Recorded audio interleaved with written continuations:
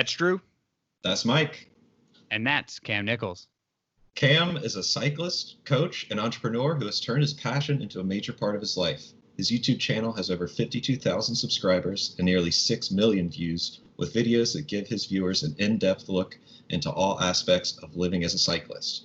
Check out his channel on YouTube for new videos Wednesdays and Fridays, and download his free ebook, Stronger, Faster, Smarter Road Cycling in 5 Easy Steps to Improve Your Own Riding. Thanks for your time today, Cam. Thanks for having me. That's a great intro. Can you send me that script after this podcast is done? I think I need that elevator pitch myself. I'd be more than happy to, yeah. Absolutely. All right, so let's start with your past, Cam, and we're talking about sort of the sports you started playing when you were growing up, because we know you didn't immediately get into cycling, which is what you've sort of made your passion YouTube channel about. Yeah, exactly right. So cycling didn't start until I was about 28. But yeah, at school, I was very much into Aussie rules, which is like the equivalent of NFL in the United States, I guess. It's our go-to sport. So I played a bit of that, played also a little bit of rugby union.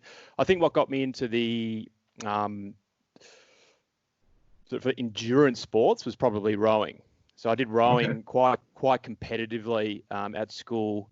I was fortunate enough to go to a private school, a grammar school in Melbourne, and I was into rowing quite significantly, probably for year 10, 11 and 12, so 3 years.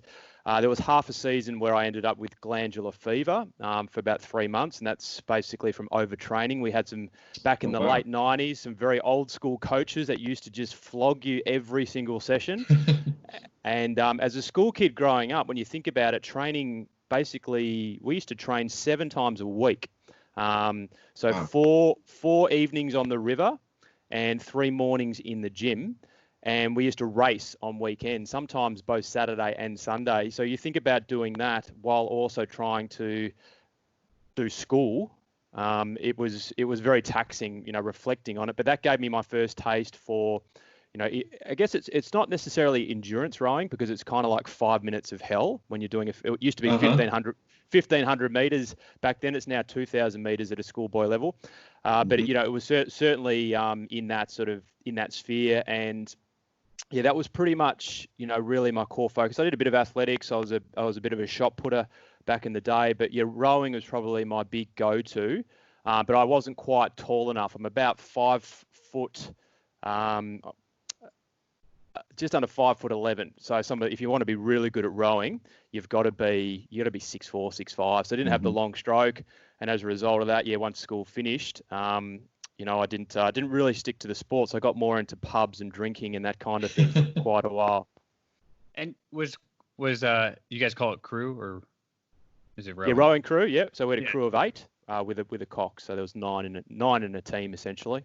Oh, okay. So it was a team sport. So you basically played team sports your whole career, like growing up then. Yeah, pretty much, except for shot put, which I did quite competitively. Shot put, and I guess before rowing, I did tennis, and tennis is very much an individual thing. But I didn't quite have the head for tennis. I got very frustrated, a bit like a mini McEnroe. Wasn't very good at keeping a cool head. So it was predominantly team sports. Yeah, I've never really thought about it like that. And so you probably broke a couple rackets then. I did break quite a lot of rackets. Yes. And so you didn't pursue any after, I guess, high school, or I don't know what they call it in Australia. Is it like? It's called university. Okay. So after university, you transitioned into college? So we finished school. So school goes up to year 12. So you finish school in Australia at about 18 typically. And then I went straight into university, and I went to do a course called commerce, and made a big mistake. All the subjects that I disliked at school, so mathematics, which is statistics in university, economics, accounting, like I couldn't stand all those subjects at school. And they were the core subjects for commerce. So I lasted 1 year at university and basically failed. I think out of 8 subjects, I failed 5 or 6.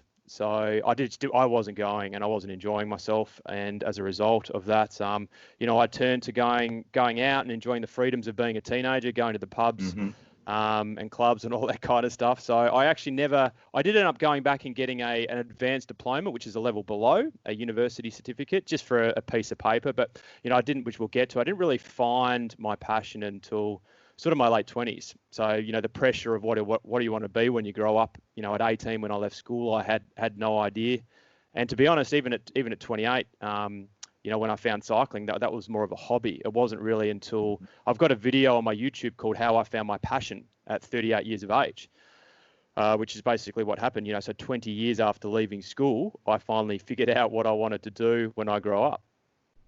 And so you're at this point 19 years old, or maybe early 20, and you're not in college anymore, and you're looking for a job. You stumble upon a sales role. Is that correct? I did. Yes, I did a fair bit of traveling, but I did door-to-door sales for a year, commission only, knocking on doors, getting doors slammed in your face, etc. But for some reason, I just I had the ability or tenacity to get through the initial period, which is the hardest, where you make no sales, you spend a whole day getting doors slammed in your face, and you walk away with $0, and you've just worked for 8 hours, and people will be getting angry at you. So people don't last very long. But if you can actually get good at doing that type of job, and what we sold was a good product, it's just a matter of getting it in people's hands and getting them to understand what you're selling, then you could actually make some really good commission. So I ended up, making a lot more money than what my mates who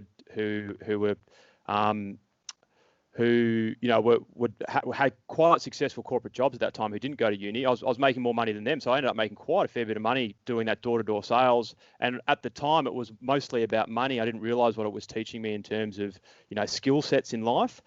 But that was just purely to go overseas. So I went overseas after I did that job for 4 or 5 months to South America, Europe, blew it all, came back, got into recruitment, which is, I guess, a sales role to a certain degree, where you're taking a candidate and you're placing them into roles. Now, I did that for about 3 years, and I did some traveling through that as well. So I traveled throughout the UK. So I did a proper working stint over in the UK.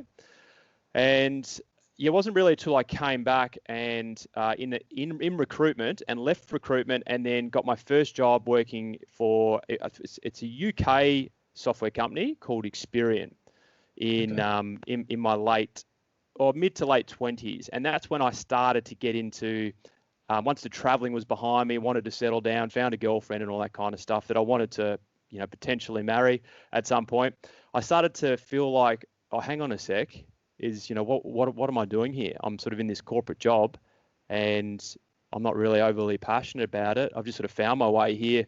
And that's when I started to really begin a journey of trying to understand or find a passion that I wanted to do in life. But it was still, 10, 12 years before finding it.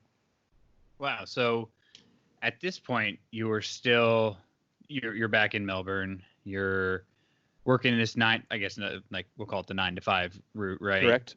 And then are you still kind of in the, what you would call overweight category at this point, and you're struggling with those kind of issues? So I've never really struggled with being overweight, but I did, as per my video on YouTube, which you're probably referencing, towards the end of my stint. I went over to the UK in with some pretty good form. I was playing Aussie rules. I was getting fit, and probably it was a slow progression of putting on weight while living in the UK. They call it the Heathrow injection. I put on about 12 kilos, maybe 13.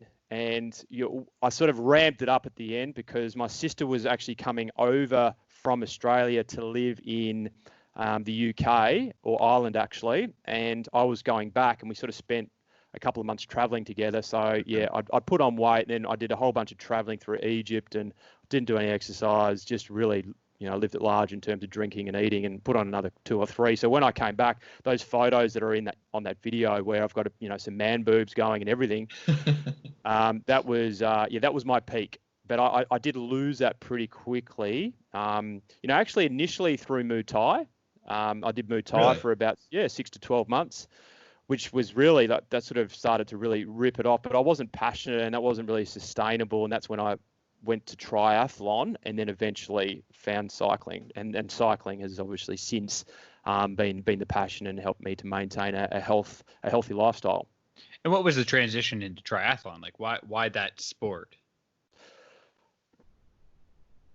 It's a good question. That I think the Melbourne culture, there's a lot of these, because Melbourne is on the beach. It's a bay. It's not a very nice beach, but it's a very sporting culture in Melbourne. And there's a lot of these triathlon events, and they're sort of mini triathlons, so they're not big.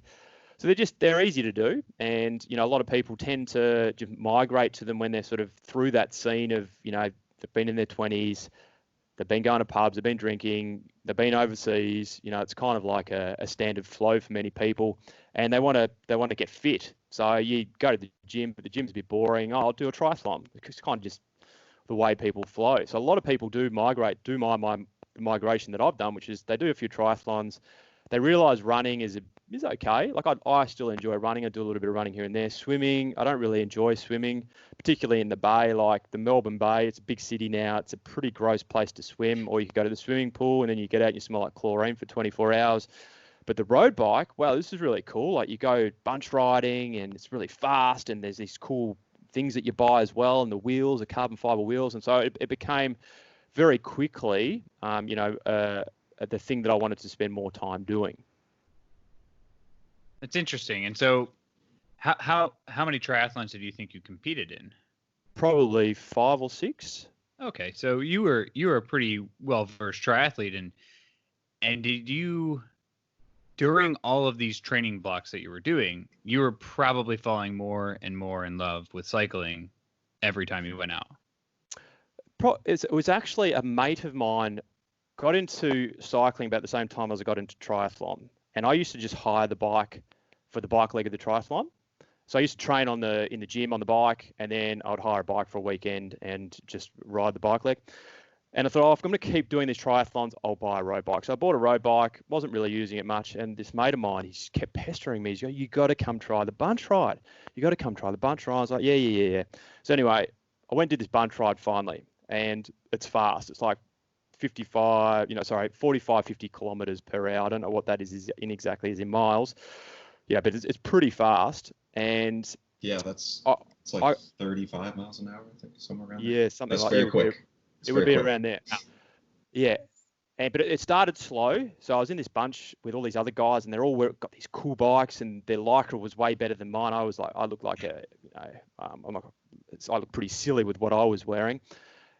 And I was like, oh, wow, this is like this culture I didn't even know about. These people get in bunches and they ride. So, slow down. And then they do this U-turn at this place called Mordialloc in Melbourne. It's called the Tuesday. People call it the Tuesday World Champs. We used to call it the street race because it was like a race on the street or on the, on Beach Road in Melbourne. Turn around and it was just bang. And I remember I got dropped in about maybe less than a mile. I didn't last very long. And it would, it's on for over 10 to 15 miles it's on. And I got dropped very quickly. And I was like, wow, that was really cool. Like, even though I got dropped, like I said, I want to try and keep up with that. So that became my new goal. And that experience, that one-off experience is what made me go, well, this is really cool. So then I wanted to do another bunch ride the next week, and it must have probably been after that first bunch ride within a month or two that I was like, I'm not doing triathlons anymore. I'm doing cycling, because that experience of the bunch rides just takes you way further down the track into racing, which is typically what you would get with triathlon. You prepare and get fit for a triathlon event. Well, you can do the same with cycling. You just get rid of the swimming and the running, throw that out the window, and you just stay on the bike, which is what I prefer to do. And so you're still in corporate America during this time frame. When did and how did Bike Chaser, the online marketplace to buy and sell bikes, come around? So yeah, it was interesting. If I take one step back, I was working for Experian, and I remember that I was very, very close to. I wanted to break away and try doing my own thing. And I was with my now wife, girlfriend at the time, Alice. She came home one day and she said, "I'm pregnant." Like, unexpectedly, we'd only been going out for, I think, around 10 to 12 months. and it was sort of threw us massively. We decided to have Holly, who's now 10, which I'm very grateful for. Like, changed my life completely. But what actually happened at that point in time is those things that I wanted to do, because we now had a kid, I'm like, well, I can't do it. So I ended up changing jobs. I changed jobs to a company called NetSuite. So it's an American software company. They're now part of Oracle, big American company. Mm-hmm. And so I worked there, and, we had another kid, and so Ruby, 2.5 years later, ended up changing jobs again to another American software company called Medallia 3 years after that. So I was in the corporate lifestyle, but I was loving cycling at the time, and I was buying heaps and heaps of bikes, and, I was earning pretty good money in corporate, like, way more than I'm earning now, even though I'm much happier now. There's probably something we can talk about later in terms of, happiness and money and all that kind of stuff. Mm-hmm. But I was complaining to my brother-in-law at a barbecue about all this stuff that I had for sale and all the platforms that I could sell it on, and they weren't really working for me. So there's eBay, which you would be familiar with in the US. There's Gumtree, which is an Aussie one, which is owned by eBay. There's another one called Bike Exchange, which is an Australian company, which is now in the US and quite big. In fact, I think US is their biggest market now. And I was just complaining, and he sent me an SMS the next day, and he said, let's get together and brainstorm some ideas. He was in a corporate job as well. He wanted to get out. So that's what we did. And from that, Bike Chaser was formed as an idea. That would have been 2013 or 14. So we sort of created the idea and stuffed around for a long period of time. And it actually wasn't until really the 2017, so almost 3 years later, where we had like a proper product that we could take to market, like and Bike Chaser is an online marketplace, and it's still available. We sold it, it's still online. It's bikechaser.com.au. I'm not part of it anymore. It's an online marketplace for buying and selling bicycle equipment. So you could be buying off Joe Blow from down the road, or you could be buying from a local bike shop. So yeah, that's how it came about. And as because we were both full-time still and working, and we didn't know what we were doing, we had no idea about websites and marketplaces and SEO and all this kind of stuff. It just took us a very long time to get to a point in time where we actually had something that was available and ready to go. And it wasn't until probably 2 or 3 months later that I left my corporate job and went full-time on Bike Chaser in 2017. But it's interesting, when I left my corporate job, Medallia, American software company, I was still fighting in my head whether I wanted to stay in corporate or not. And I lost 2 big deals for that company, like multi-million-dollar contracts in a row. And I had to leave. So I proactively handed in my resignation. But if I didn't, I would have been shown the door. First time in my sales career, it was a massive hit to the ego. We expected to win, and we lost both of them. And when you're a sales guy, you're sort of like, Medallia used to call the sales guy the quarterback, because we had a big team. We'd go and present, and 2-year sales cycle. So I always had this sliding door situation, kind of like, well, we've been working on Bike Chaser for all these years behind the scenes, and now's an opportunity to go full time on it. I had sort of 8 months worth of capital in the bank. It's like, we built this thing up. We've been dicking around for years. Do I finally take the plunge and go full time on Bike Chaser? Or I've got all these recruiters calling me up, breathing down my neck, more corporate sales jobs, which pay really well, et cetera, et cetera. So it was, even though I was sort of pushed, it was still a hard call to make. And that was a sliding door scenario where I'm so glad I went right instead of left. And right being that I went full time on Bike Chaser, even though Bike Chaser didn't end up becoming my passion. It was April 2017, and left the corporate world behind then. I think that's a super, super common issue that people have, is you're looking at this amazing safety net, right? Corporate America is so safe, almost unbelievably safe. You have healthcare, you have everything you need, and almost every person in the sales position like you is probably entrepreneurial, wants to get out, wants to figure it out, but it's like, how do I make that jump? And that push might have been the best thing, and you had something on the side, and I think we're trying to resonate that with so many people. Is if you just start something on the side, it can always flourish to whatever it is, but you can pivot. And so I think you began this Bike Chaser, and you started to make videos, right? You started to post things about that, and maybe some tutorials on buying bikes and building this kind of video culture within the website. That's correct? Yeah, so what happened initially is I took my sales skill and I took them out and into Bike Chaser world, which is essentially we wanted to get bike shops on board to post products on our marketplace, so we had products available. And the thing about a marketplace in comparison to other businesses, and I know I can actually say this for a fact now because my business right now it's so much more scalable and easy to scale than a marketplace, what I'm doing now. The marketplace requires traffic, people coming to the website and looking to buy products, and it also requires products in order for people to want to buy. But what comes first, right? Because if you're getting people to put products there but there's no traffic, no one wants to put products there. And if you get traffic there first and there's no products, the traffic's going to go straight away. So it's a massive conundrum, and unless you've got a lot of capital to throw into it and get traffic there straight away and pay for AdWords campaigns and all this kind of stuff, and get bike shops to come on board for free, or maybe you pay them to add products, or maybe you upload products for them and make it really easy, like whatever it might be. And we actually did that initially to get bike shops on board. We were saying sign up for free and I'll actually pay an overseas resource to add products for you, so you don't actually have to do anything. And that's how we ended up getting them on board. And that was still really hard because bike shops, as sole operators, they're so busy all the time. They've got people calling them up.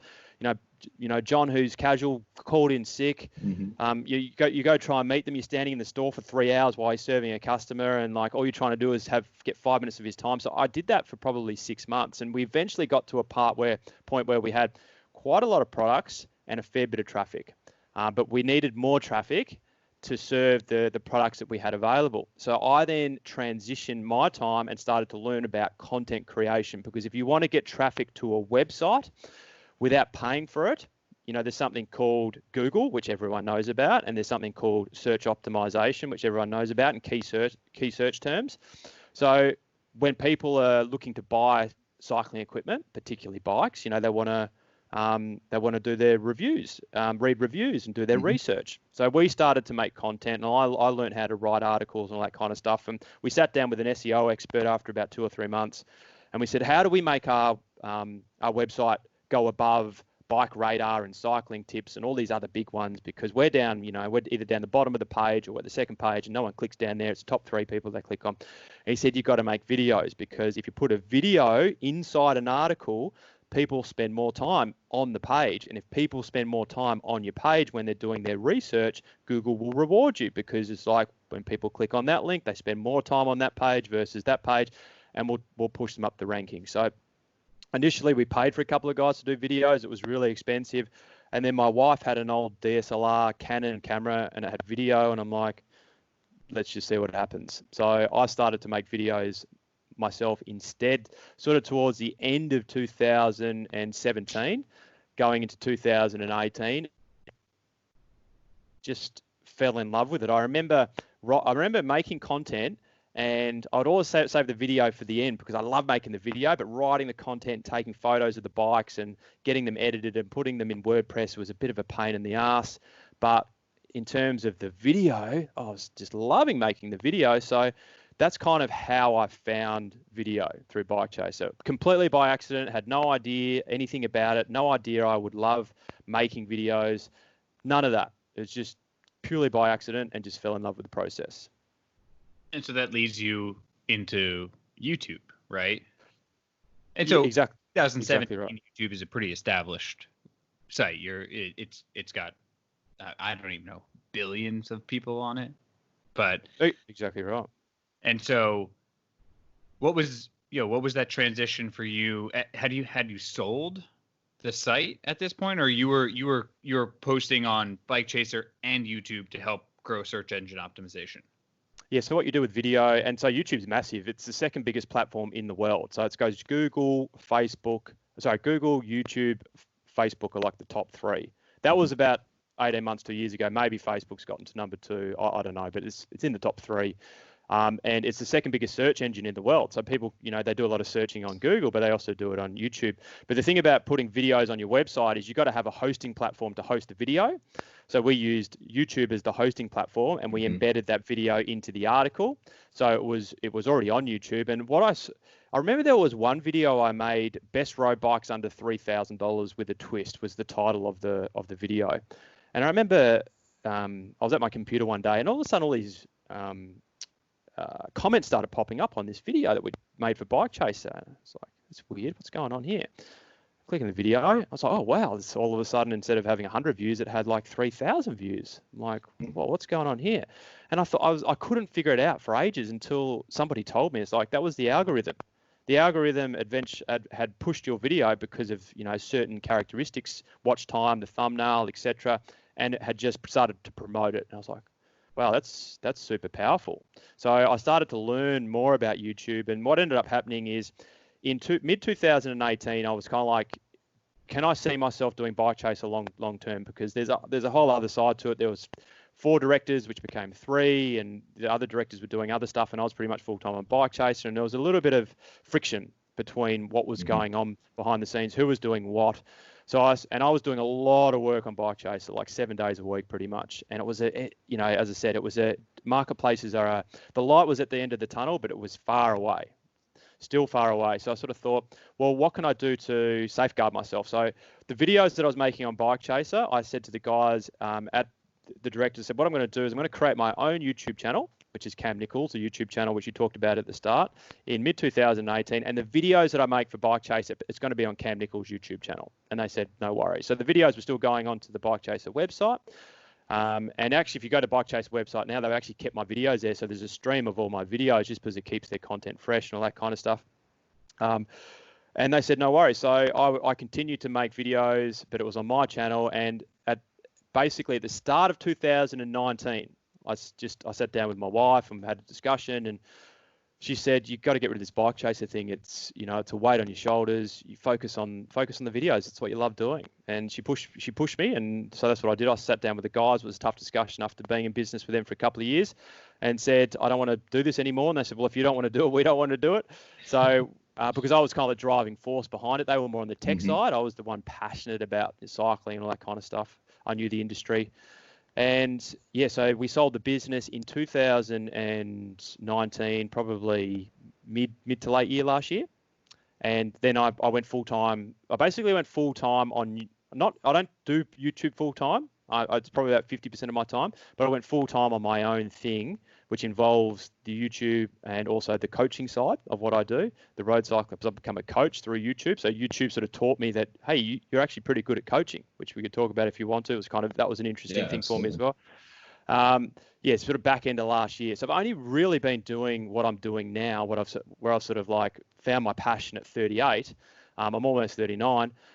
I've only really found that in the last, I'd say, 6 to 8 months. And it was a bit of a journey to get there, right? It wasn't the first thing I did when I left corporate, which I thought it would be, but it didn't turn out to be that way. It doesn't know. I mean, I think almost every person that we've talked to there's a little bit of a pivot, and it's that flexibility of starting something and following the passion and just letting that roll is what gets you to where you are today. I think you're an amazing testament to that. And so, yeah, absolutely. So I guess the next question we were going to talk about is like when you saw it as a business, but I think that's pretty apparent there in your answer before. So now you're full-time YouTube and coaching, and that's the Road Cycling Academy, correct? That's correct, yeah. And so I can attest to his coaching, right? I just on our pre-call, he was coaching us on our business, right? And it was amazing. We didn't even know. We're like, oh man, we left motivated more than ever. So if you're listening and you don't know who he is and you want to get better at cycling, if he coaches us like he did there, he's going to coach you much better in the reality of it. So one question I had was, what does it take to become a qualified coach in the cycling world? So is there like a qualification, or is there testing, or is there like a class that you have to take, or you're coaching through your own experience? Yeah, so I'm a qualified coach through Cycling Australia, but to be honest, to become a qualified coach it's pretty easy. It's a weekend where you go and you spend a weekend. You do like 10 or 15 hours pre-work, and you do maybe 5 hours work post-work, but it's a weekend, and it's mainly teaching. The best way to put it is if you're a member of a club and you want to teach kids how to get into road cycling skills and all that kind of stuff, that's either be on the track or on the road. that's what it's sort of designed for. It's not designed for somebody to understand the methodologies behind performance, how to take your periodization, how to use a step ladder approach to your training, and when to rest and when to go really hard and all this kind of stuff. So that's the kind of stuff that I learned through being coached myself, essentially, and something that I've really leaned into. It's interesting what happened. So when I started my own YouTube channel, I spent about $1,500 US on an online course on how to start your own YouTube channel. And in that course, like, it was a big investment, but I'm like, if I'm going to get into this, I'm going to invest in a course. These guys seem to know what they're talking about. Mm-hmm. And they talked about a number of pillars on how you can monetize a YouTube channel, because initially when I was thinking about going full, YouTube could become a thing, I didn't really know how to make money out of it external to ad revenue, which people know about. You don't make much money off it these days. And one of them was create your own online course. So we created, through my old coach, or David Sturt, we created the Road Cycling Fundamentals online course. So he flew up to the Sunshine Coast where I live early 2019. We shot this whole course, and I'm thinking, okay, well, I've shot this whole course. I've edited it. It's now on a platform called Teachable, which is the biggest teaching platform in the world. I can now promote it on my channel. So I've got my own product that I can sell on the channel, which is pretty cool to road cyclists that want to improve. So I thought, how do I promote this? Well, I need to make some videos on YouTube about training tips, which I hadn't really done before. All my videos were they were all cycling specific, but not like training specific. So I created this video on YouTube called The Number One Mistake Cyclists Make in Training. And that's almost had 200,000 views now. So it just took off. Mm-hmm. And I talked about training-based fitness. People, when they go out and ride their bikes, they go hard all the time, and they get to a hill and they push it really hard. They coast down the other side. They never really train their aerobic engine, their aerobic fitness. And you need to train your aerobic fitness properly if you really want to take your performance to the next level. So this video blew up, took off, still getting thousands of views, each month now. And, what it sort of taught me, YouTube, is like, hang on a sec, your watch time on that video was really good. People were engaging and listening to you, what you had to say. And that's why YouTube pushed it, because if you've got a video with a good watch time, YouTube will, and it's got a good thumbnail and it's got a good title, there's like 3 key pillars, it'll push it. And I sort of thought, well, hang on a sec, maybe I've got some capabilities as a coach myself. I've got, David Sturt, my coach, has come up and we've created this course. I'd made a few other videos that did really well as well. Another video called A Simple Way to Stronger Cycling. That's had about 150,000 views, good watch time again. So I decided through YouTube, essentially, that, and I enjoyed though making those videos. I enjoyed sort of the coaching side, that I would become a coach myself, because I had the capacity, the learnings. So I went and got the sort of, the tick of approval through Cycling Australia, and became a qualified coach myself. So right now I'm actually reshooting the whole course, because I'm taking David out of it, purely on the basis that, now I'm a coach myself. It makes sense. Mm-hmm. It's my YouTube channel, and that course is being reshot. That's kind of like a big project I've got going on behind the scenes. But it was interesting. I think the takeaway from that ramble there is that, YouTube has almost guided me in a certain way on things that I enjoy doing, and things that I'm good at, and things that I should potentially pursue. You've talked a little bit about things that you've had to learn sort of on the job, or as you're going into these new endeavors. I'm curious what lessons or skills held over from your experience in the corporate world. And I'm thinking to getting doors closed in your face all day and working 8 hours and not earning a cent, like you said, or having 2 big deals fall through. That to me speaks to your resilience and your ability to keep facing adversity. I was hoping you could just explain a little bit about what sort of lessons you took from that corporate experience into this new endeavor following your passion. Yeah, so you raised some good points there, and the one I'll probably lead with is the fact that while I worked for American software companies, basically selling software to big companies, there was a lot of skills that I learned there that I've been able to transition into YouTube. And the biggest one is, with software, it can get really technical. So my job when I was selling software to an operations manager, a marketing manager, somebody at that level, was to basically take something that was technical and talk about it, I wouldn't say in a layman's terms, but in a way that they could appreciate the benefits, and therefore understand the technicality of how those aspects of the software will help them achieve certain goals. So that's what I basically did for almost 12 years. And that's why what I've learned with cycling is it can get really technical. And I watch some of these YouTube channels and they're going too deep. The person that's been road cycling for a year, two, or maybe they've been road cycling for 5 years, and all of a sudden they want to learn. They're throwing out these terms and going too deep, and it becomes overload. Whereas I try, and if I do throw a technical term in there, I'll explain what it is, but also always tie it back to people want to get faster, they want to get stronger, they want to beat their mates. That's what they want to do. So it's always tying it back to those principles. Like in corporate, I was always tying it back to you want to reduce costs, you want to increase revenue, operational efficiencies, all that kind of stuff. It was always tied back to those things in a really simple way. So I've really been able to take that, learning and development that I got, particularly through American software companies. American software companies, they're very big on training. I learn a lot, in training and development, particularly through NetSuite and also Medallia into the YouTube. But yeah, in terms of the tenacity you also talk about, I think there is, particularly door slammed in your face when you're door knocking and all that kind of stuff. What you get when you start YouTube, particularly as you start to grow, is you get a lot of people a lot of trolls. A lot of people say mean, nasty things about you, and it can be frequent. I remember there was a period of time, probably for 6 months, where the channel was starting to grow, and obviously there's these people that watch YouTube.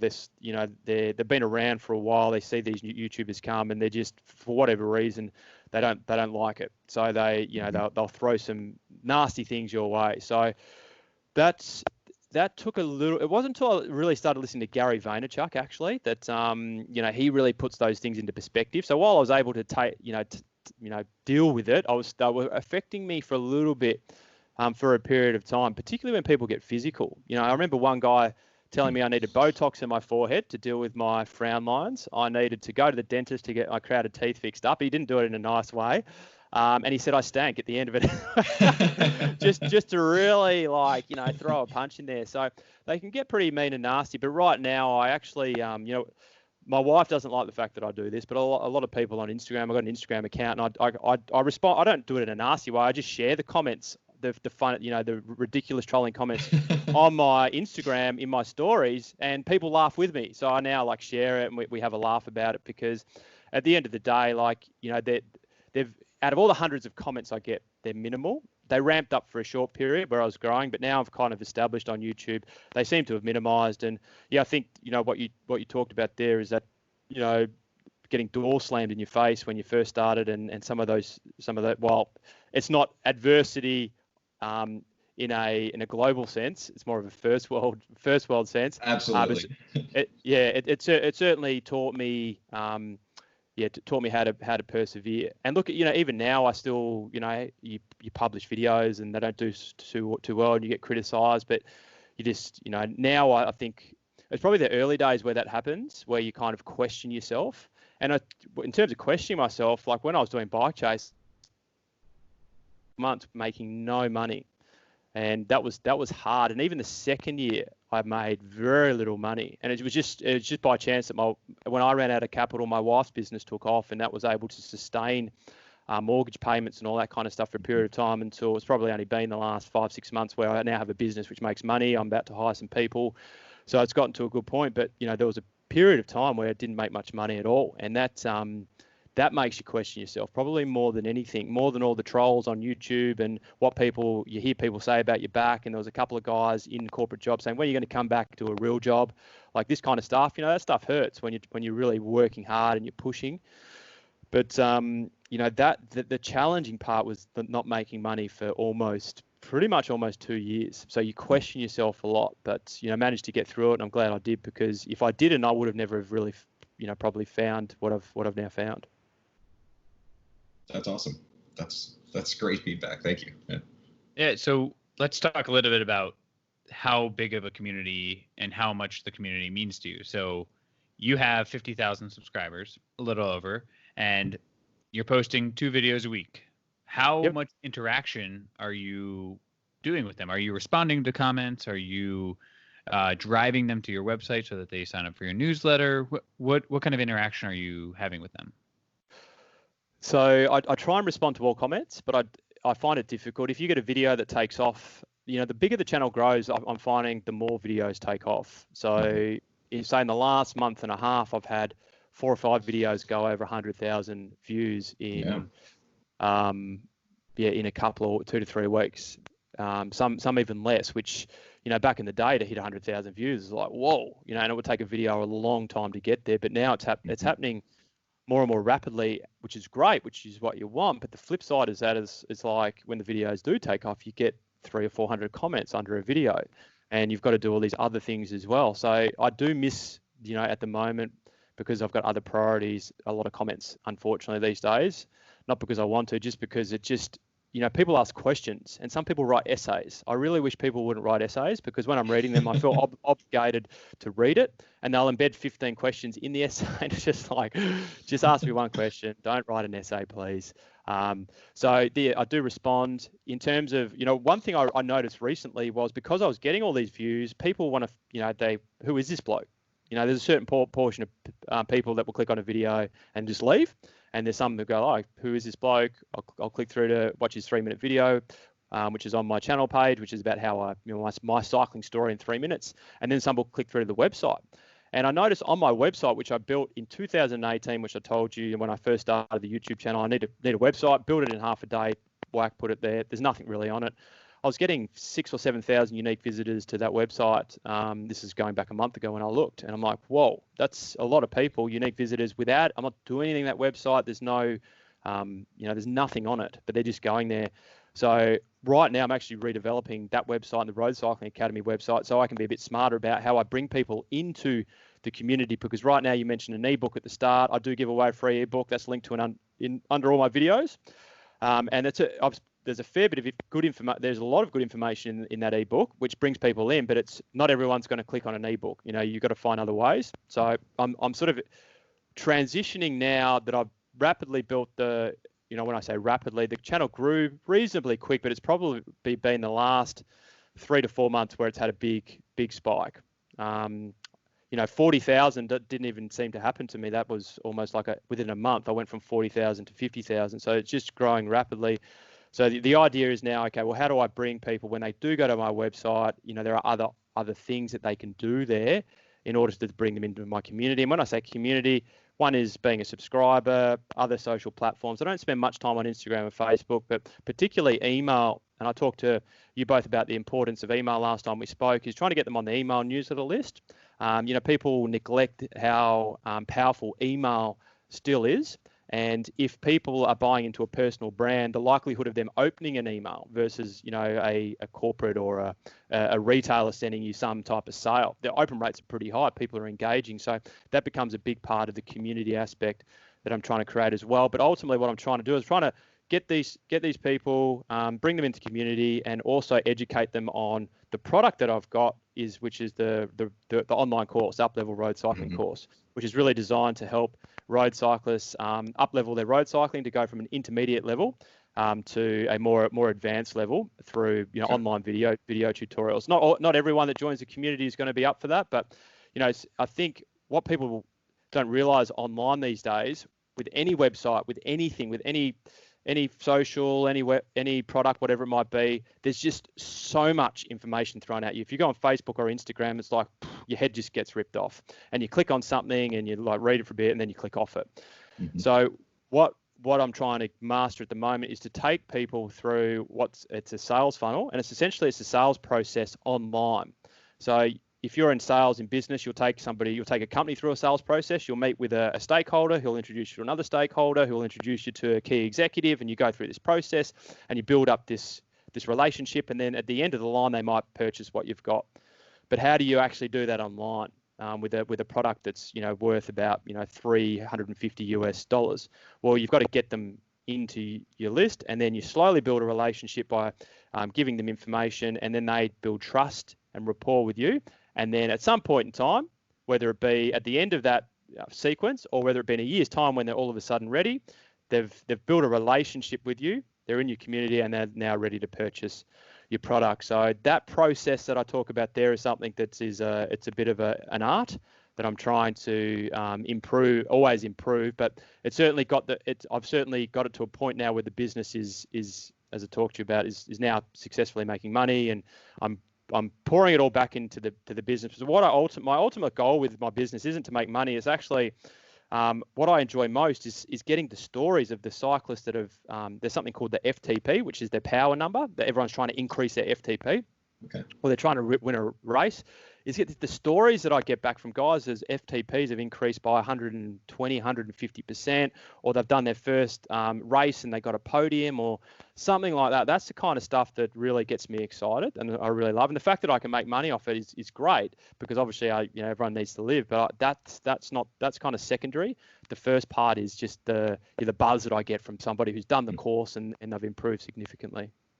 That's insane. 150% is like that's an insane number, especially because one of the things that we've noticed is your channel is pretty focused on the intermediate rider. So someone who has a base, right? You don't have a lot of here's what the drivetrain is, and here's what the cockpit looks like, and here's how to set your bike up. You're like the bikes that you're reviewing and the items that you're talking about are someone who has somewhat of a base in the cycling community. So for someone to increase 150%, that's insane. Yeah, well, what's interesting is, and you're very, very much right there. I do focus on that level. That's what I'm interested in focusing on. I don't really want to go, all right, here's how you set up your handlebars. Like, this doesn't really interest me. How do you go back from going on a BMC to like the entry level giant, right? Yeah, exactly right. I don't want to do that. Yeah, like full carbon electronic shifting, and then you're like, and this is the $500 giant. yeah, made of aluminium. That doesn't feel very nice. Let's climb this together. I'll leave that to GCN to do that. They're the big sort of content creators in cycling. They got about 2 million subscribers. But so the thing about the intermediate level cyclist is that they might be intermediate level, but they haven't trained properly before. They've just been riding, and they might have a nice bike, and they might think they know what they're doing, but they haven't really, as I talked to you about, there's certain compartments of cycling. You build the base engine first, which is your aerobic engine. What I mean by aerobic is where you're predominantly using oxygen to fuel your working muscles, right? And that means when you're working aerobically, you stretch your heart muscle, you make your heart muscle bigger, you build greater mitochondrial function, which are the powerhouse to your cells that deliver a nutrient and oxygen, a greater network of capillaries in your body, which pumping and delivering blood into your working muscles. So most of them haven't worked that. They've just gone out and riding hard all the time, and they neglect this aerobic engine, and their heart's not as big as it could be, and all these other facets. So when you actually expand that and make it bigger, and then when you go up to the higher level and you start working at high intensity, all of a sudden your high intensity just goes to a whole new level. And then when you work high intensity properly, which is like VO2 max and anaerobic. Anaerobic means working without air. You're just tapping purely into the energy that's stored in your muscles. When you do that, when you've got a big aerobic engine, it's just amazing what people can do with their fitness. And yeah, most intermediate cyclists, they're doing the bunch rides and they're doing the rides with their mates, and they're always turned into smash fests, and as a result they just never. So it's kind of like it's when it happened to me, I'd been riding for 5 years, thought I knew what I was doing, and I didn't, and it was such a big wake up call. So I guess what I'm doing, and I've never really thought about it like this inadvertently through my channel, is trying to take people through that same process and through the online courses, what I experienced after 5 years of cycling, thinking that I was in B grade, which is the equivalent of category 2 racing in the US, and I very rapidly after I learned this process, I made it to A grade and became competitive in A grade, which is the equivalent of category 1 in the US. So yeah, inadvertently through my experience and being that intermediate level, thinking I knew what I was doing when I didn't, I'm kind of taking people through a similar process through my YouTube videos and also through the online course. I had an experience very similar to that watching one of your videos before, and I was discussing it with Mike. And I would never call myself a cyclist by any means, but I had a road bike at one point in college, and I'm thinking back to the buying process that I went through, which was find a bike on Craigslist and then find a pair of shoes in my size and call it a day, and just ride that bike out for a few years. And I was watching one of your most recent videos with, I think you were changing the crank size on one of your new bikes. Oh, yeah.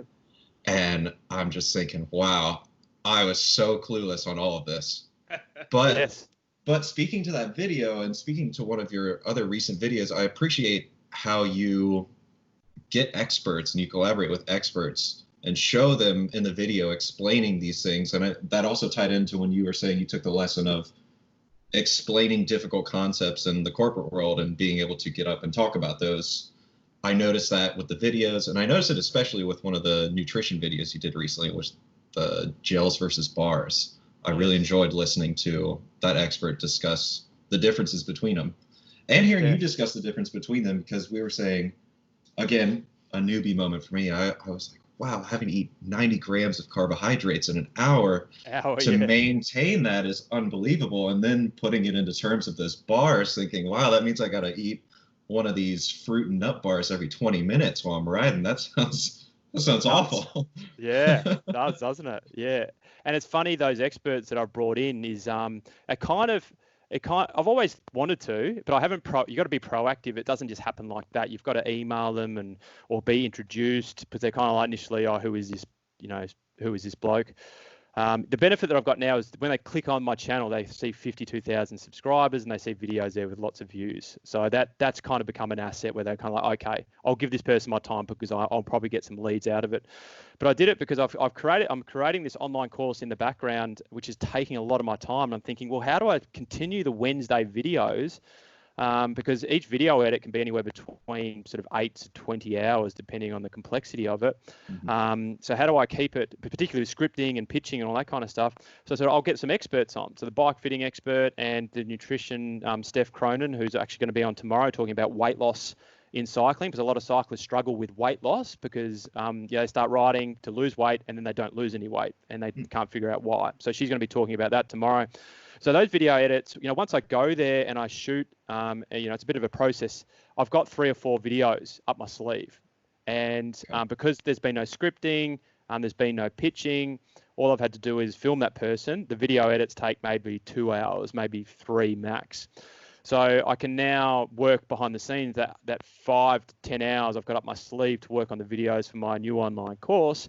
But the learning from it is like, well, hang on a sec, I need to get more experts on, because people love it. You know what I mean? Like, they love Neil. Neil's videos have gone bananas. He's the bike fitting expert. Getting numb hands while cycling. Heaps of people get numb hands while cycling. And don't have to be a road cyclist. That video's had 145,000 views in 3 weeks or something like that, and the watch time's almost 8-minute average. So people are like, it's a thing.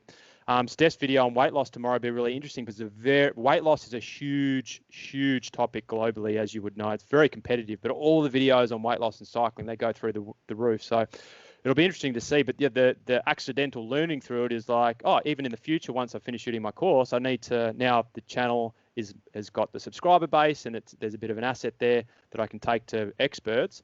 I need to get more experts on the channel. And how do you find them, and where do you determine that your audience will like this expert's opinion? Like what's the process there? Yeah, Neil, who's a bike fitting expert, I tracked him down because I've had so many bike fits. So that was actually more of a personal thing. I found out through many people that this guy is a really good fitter.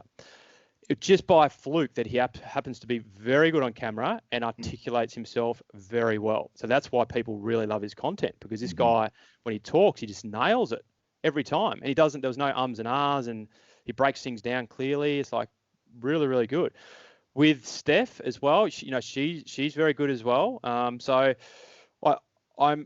I'm dreading the point where I go meet an expert and they get on camera and they're just like, bleh. And you're like, oh, what am I going to do with this video? But typically with experts, that they're good at articulating because they are an expert. People want to go see them. And what I did with Steph, I didn't do it with Neil because we were talking so much during the fit. We had 3 hours before we shot the first video, and most of the videos were talking about everything first. But with Steph, I hadn't met her before. And I went around there and I said, all right, I need 2 hours with you. The first hour, we're just going to, the 4 topics that we're going to talk about, we're just going to talk about them. You and me have a casual conversation, cameras off. Kind of like what we did. You guys spoke to me beforehand, you prepped, which is a very good thing, to do. You don't want to just get on with somebody and just get going, because it can be a little bit, robotic and can potentially, there's no rhythm. So we did that, and then I flicked the camera on, and her second round was actually better than the first round because we'd already spoken about it. I also, as you guys have done here, you've asked me questions, you prompted me from the conversations we've already had, you already knew, to make sure you get the most out of the conversation. So by me sitting down and talking with her for an hour beforehand, I kind of like took the hit, load of information. So when she was talking and I felt like there was a point that maybe she was missed or wasn't going to get to because obviously she's got the camera on her, there's a fair bit more pressure, I could say, oh, but what about this? And oh, yeah, and then you go down that path. So that's kind of been the process to date. But I'm certain at some point in the future there will be some guy or girl that gets on and they're just hopeless, but fingers crossed that doesn't happen. Have you done, I believe you've done some collaborations with other cyclists. Have you done any with other YouTubers? Or do you plan to? I've told that you should do collaborations. And there was one that I sort of did a podcast with, but it wasn't really a podcast. It was just like, we talked about cycling and he made a podcast out of it. And he's from New Zealand. He's trying to grow his channel at the moment. So I don't proactively reach out to do that. Like there's an online racing platform called Zwift Virtual World. You may have heard of it. Very, very popular. And YouTubers race each other. So that's a thing. So I may do it, but I haven't.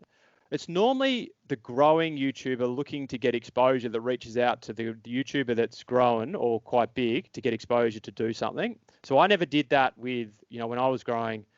I think just because I don't, doesn't interest me. I'd rather do things that, I've done things for such a long period of time that don't really interest me. I'd just rather focus on the things that do. So I'm not saying I never do it, but I'm not the one that's proactively looking for it. If somebody does to me and it seems of interest and it's not hard or going to take a lot of time to do, then I'd certainly be keen to do it. I'm glad you brought up Zwift. So what are your thoughts? I had never previously invested my time into it, purely on the basis that I live in a beautiful part of the world, particularly now on the Sunshine Coast in Australia. Like I went for a ride this morning. It's winter here. The winter days are 20 degrees. I'm not sure what that is in Fahrenheit, but really nice blue sky days. That's like, it's right around 70. That's perfect. That's a winter day. Like the morning's 10 degrees lower than that, so around 10, but it's not too bad. So riding outside's so nice. And I do like indoor training, but I like the indoor trainer to complement my outdoor training. And Zwift bunch riding and races are a little bit, they're not a great way to train. They're fun, but they're not the optimal way. So that's why I've always stayed away from it. When lockdown did occur here in Australia, I did get into it for a short period. But the thing about cycling, and I think this goes for most things in life, is I'm very passionate about it and I love doing it. But there comes a point in time where I've had a gutful, and I just don't want to train as much. I don't want to do it as much. And I was kind of at that point. So I did it 3 or 4 times, enjoyed it. Think it's a great tool. But now I'm investing, as we've talked about in this video, a bit more time on the business. I'm still riding 2 or 3 times a week. I love cycling. I'm never not going to be doing it. But there's a point where you ride into it and you're pushing really hard. And then there's a point where you sort of back it off and you focus on other areas of your life. And I think that goes for anyone out there that's passionate about doing something. You might go hard at it for a period of time, but then you might transition and invest more time into your work life, or there's obviously family as well. So all these things are a balancing act, and it's hard to get them all right. And I think obviously it's at times you lean more into ones than other. Something that you incorporate a lot with your channel too, I wanted to jump back to it, was nutrition. And I was curious, when you started tying that to your passion of cycling, did it come as a result of cycling? Did it come as a result of being an athlete in your younger years? When did you start really paying attention to nutrition and biohacks, as you phrase them? The biohacking came about by Tim Ferriss, I think, listening to Tim Ferriss talk about all the stuff that he does, of obviously a very famous American podcaster. And I'm like, oh, that sounds interesting. I don't know why I leaned into it, but the Wim Hof stuff and fasting, and he was a really driving force for me to try all these things. So when I first launched the channel, I was into that stuff, and I actually launched the channel. It's funny, actually. One of my first ever videos is me doing an enema. Do you know what an enema is? Yes. Yeah. which is so far off the topic of cycling. And if I did that now, I'd probably get about 25,000 unsubscribers. But I did that funny. because... I was listening. Sorry to interrupt. I was listening to one of your videos earlier, and you were reflecting on that video, saying like, "Yeah, I saw the watch time was pretty low, and immediately after I posted it, I had a few people unsubscribe." I think that was one of your earlier videos when you were still at like 200 some odd subscribers, maybe, or 1,500 subscribers. But yeah. That video stuck out to me too. Well, what's funny is the YouTube algorithms picked it up, so that's had about 120,000 people have watched that now, and it's a completely different audience to the cycling audience. They're people that are typing in enema, and I'm popping up, and it's me. It's me doing my first enema. Like I don't show the full insertion, but you actually see me lying on the ground, like on the other side. Like it's pretty. But people love it because I'm having a bit of a laugh, like I'm making tea and I'm calling it anal tea, and I'm like, what am I doing? I've got my wife's teapots. I'm lucky she's not here, and hopefully she doesn't see the video, but she'll never use these teapots again. So people, like I got a message, a comment this morning when I got back, somebody saying this is hilarious, thanks for posting. So it's funny that video was, it's made its way right up the list in terms of my most popular, but it's nothing to do with cycling. But that came about from me doing a 5-day juice fast where you drink 2 small juices a day to fully detoxify, which is part of the, when I was into biohacking when I first started the channel. And I've done a few videos, I haven't done one for a while. I did a few videos on biohacking up until probably mid to late last year, and I realized when I posted them they were very low engaging. People weren't really interested in it. They were more interested in the cycling, and that's fine. Like I am interested in biohacking, but my channel has become very much cycling, and I'm passionate about cycling. So I think the thing is with your audience, provided you're passionate about and you want to do it, you got to serve them what they want the most. So that's why I still do right now I've been fasting, doing a 24-hour fast 1 day a week just to try and keep lean, keep the weight off. And I just do that, not so much for weight loss, but just for longevity. Fasting is a great thing to do, not only physically, but also for your mental health. And I do a bit of Wim Hof breathing as well. And I used to do cold showers every morning in Melbourne, where I used to live. It's a very cold part of Australia. Cold showers there are cold, like really, that'll get you going. Cold showers up here are quite refreshing, so it doesn't kind of work. So yeah, that's something that I do personally now, but I don't really publicize much on the channel anymore. Okay. So one thing that we both really liked about your channel is you have a very human element to it, right? You have vlogs on Friday, which bring people into your life, and Wednesdays are the educational side of it. But you also humanize like the Patreon donation side of it by saying, buy me a cup of coffee like a friend. And Drew, you probably want to talk a little bit more about this. I think it was brought up by you, but I liked that because I said to Mike, from my perspective, I would not hesitate to buy a friend a coffee, but I would feel a little bit more sterile and distanced donating through YouTube. So I was like, that's an interesting way to sort of bridge that gap. It was also a way for me to just mention the coffee culture in Australia because I think it's fantastic. I was telling Mike, traveling to Australia made me dive really deep into coffee. I loved it on a totally different level after going there. But how'd you come up with the idea to do that? I think a lot of people, when they come to Noosa and want to go for a ride, they say, let's go for a ride. I'd love to shout you a coffee. Like people that I don't know, they just follow my YouTube. So I was kind of like, oh, okay, that's interesting. They say, I'd love to shout you a coffee. So that's kind of like just how I thought about it. I used to have a Patreon account, like a proper Patreon. I guess the YouTube memberships is a Patreon equivalent now, which is where it is. But the Patreon never really took off. It never really did very well. And I closed that out, once I started the YouTube memberships. And I don't have many members. I think there's 55 people shouting me a virtual coffee. But, that'll continue to grow. And it's just a way for, a lot of people that follow the channel also email me and I ask questions. And there's been a few people I've sort of get to a point where I'm like, okay, if you want more information, there's an online course. But in most cases, people ask me a few questions. I'll email them back. I'll let them know, give them advice. And even in the comments, I give them advice. So there's a lot of people getting good value out of what I'm delivering on YouTube. And I think those people that get the value, whereas what they would probably essentially have to pay a coach for, but they're getting for free, are like, oh, how can I return the favor?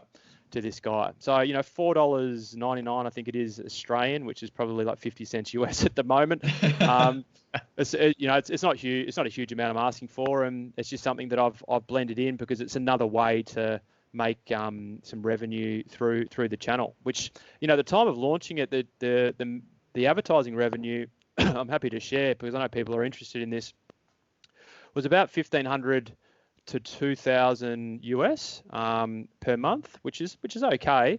But because of those videos I talked about in this discussion that I've had 3 or 4 videos go over 100,000 views in the last month and a half, the advertising revenue's up at around $3,500 USD per month now. So I think, you know, there is still money to be made in terms of advertising revenue, and it depends on the views that you've got, and also depends on the people pay for a certain volume for the type of video or industry it's in. So sometimes it's competitive and people will pay more, and sometimes it's not. And cycling doesn't really have, I don't think it's hugely competitive. I think there's some other industries or YouTubers in different industries that are making much more money from advertising revenue. But, you know, what I'm realizing probably in the last month or so is like, okay, well, actually you can make some reasonable money through YouTube advertising revenue in addition to everything else.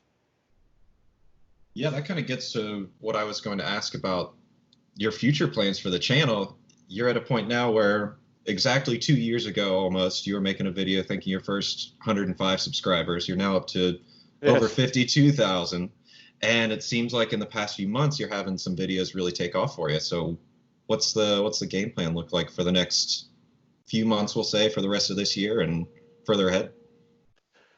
Yeah, look, the game plan is just to keep doing what I'm doing. I just, you know, I'm tweaking, but I'm not making any major changes. There is one major change which I'll share, which is on the short-term horizon. That is the Road Cycling Academy. It started as just, I created an online course, which is called Up-Level Road Cycling Course. I needed a domain name, and I thought, Road Cycling Academy is pretty cool. So created a domain name. It's not a website. It's basically a landing page where you go and there's an online course and you can do the course.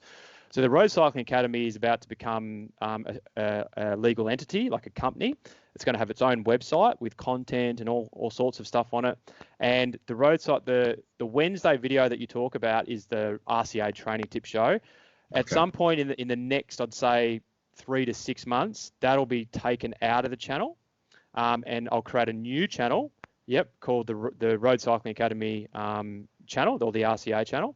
And that'll become an asset of the RCA. So I spoke to a business coach recently, and he said, well, you're loving doing what you're doing now, but at some point in time, you may want to not do it. Who knows what, for whatever reason, or you may want to take a backward step. You can't do it if it's all under your name. Whereas if the Road Cycling Academy is a separate entity, you could potentially part ways if you wanted to. So that's on the short term. But outside of that, and outside of redoing the course, I really enjoy those Friday videos. I just love putting them together. I just really, people say, editing can do your head in, but the Wednesday edits do my head in a little bit because they're quite educational, and you've got to really lay them out perfectly, do your research. But the Fridays is just pull the camera out at times and see what happens, or somebody comes over to my house, as a bike fitting expert does, and we sort of just do a thing, and I put a video together. Have a bit of a laugh as well, like, call myself a galah, or, I'm pretending to call Neil from a phone booth, not a mobile phone. Just silly things like that, which can sort of unlock, I like to be creative. And as you guys would probably start to know with your podcast, is you can actually sort of unlocking that creative side of your brain and give you a bit more autonomy. So YouTube is enabled, and particularly the Friday video enables me to do that. So it's kind of outside of those two sort of things that are going on and potential changes, kind of business as usual. That's really exciting. And I mean, I have probably another 2 hours more questions for you, but we'll save that. We'll swing back and we'll look at another time with you at let's say 250,000 subscribers. Learn how the channels change. Fingers crossed. Or do an interview on behalf of the Road Cycling Academy channel. Yeah, absolutely. And so honestly, I don't think from what we've heard is once you're in that, like you talked about the algorithm, you're in that algorithm swing, and those kind of movements start to get a lot quicker. So we really hope for the best for you, and make sure you guys check out the new fully revamped Cam Nichols course, and and subscribe to his YouTube channel. Obviously, that's the goal here. And check him out on Instagram. Follow his channel. Get on and get out and get fit. Right, that's the whole goal. Find something you love and do it. Cheers. Thanks for having me on, guys. Really appreciate it. Yeah, we appreciate your time, Cam. No worries. It was awesome.